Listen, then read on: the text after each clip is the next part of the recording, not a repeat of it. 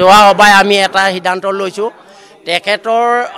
সুনীল গগৈৰ ঘৰৰ পৰিবাৰৰ ওপৰত যিটো আতিশায্য চলাই আছে সন্দেহবাদী হিচাপে এইটো কেতিয়াও আমি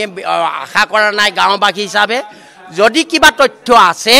তেতিয়াহ'লে সুনীল গগৈ পত্নী আৰু ল'ৰাক অতি শীঘ্ৰে কায়ত্ব কৰি জেললৈ হাজত কৰিব লাগে আৰু ৰাইজৰ আমাৰ এই গাঁও উন্নয়ন কমিটিক তেখেতলোকে দোষীৰ প্ৰমাণ পত্ৰ সহকাৰে আমাক এই ৰাইজক অৱগত কৰাবলৈ আমি আজি সিদ্ধান্ত লোৱা হৈছে আৰু দ্বিতীয় কথা হ'ল কি তেখেতলোকে যদি সুনীল গগৈ মৃত বুলি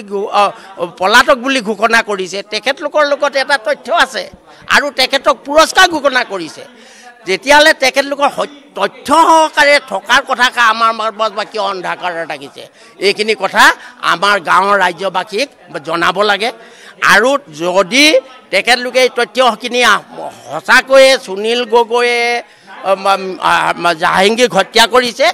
আমাৰ গাঁৱৰ সকলো ল'ৰা বুঢ়াৰ পৰা সকলোৱে আমি প্ৰশাসনক সহায় কৰিম আৰু তেনেকুৱা নৰহত্যাকাৰীক আমি আমাৰ গাঁৱৰ মানুহে কাকো পৰিচয় নিদিওঁ যোৱা সভাই আমি এটা সিদ্ধান্ত লৈছোঁ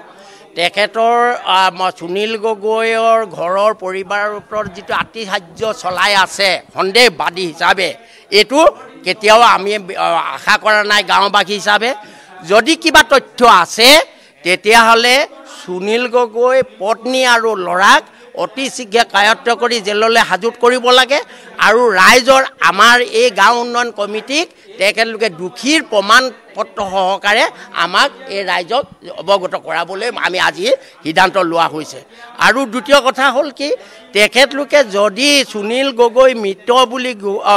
পলাতক বুলি ঘোষণা কৰিছে তেখেতলোকৰ লগত এটা তথ্য আছে আৰু তেখেতক পুৰস্কাৰ ঘোষণা কৰিছে যেতিয়ালে তেখেতলোকৰ তথ্য সহকাৰে থকাৰ কথা আমাৰ মাজত বাকী অন্ধকাৰত থাকিছে এইখিনি কথা আমাৰ গাঁৱৰ ৰাজ্যবাসীক জনাব লাগে আৰু যদি তেখেতলোকে এই তথ্যখিনি সঁচাকৈয়ে সুনীল গগৈয়ে জাহাংগীৰক হত্যা কৰিছে আমাৰ গাঁৱৰ সকলো ল'ৰা বুঢ়াৰ পৰা সকলোৱে আমি প্ৰশাসনক সহায় কৰিম আৰু তেনেকুৱা নৰহত্যাকাৰীক আমি আমাৰ গাঁৱৰ মানুহে কাকো পৰিচয় নিদিওঁ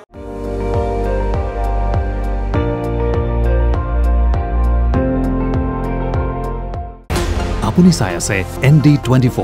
সৰ্বশ্ৰেষ্ঠ নহয় সৰ্বোত্তমৰ দৌৰ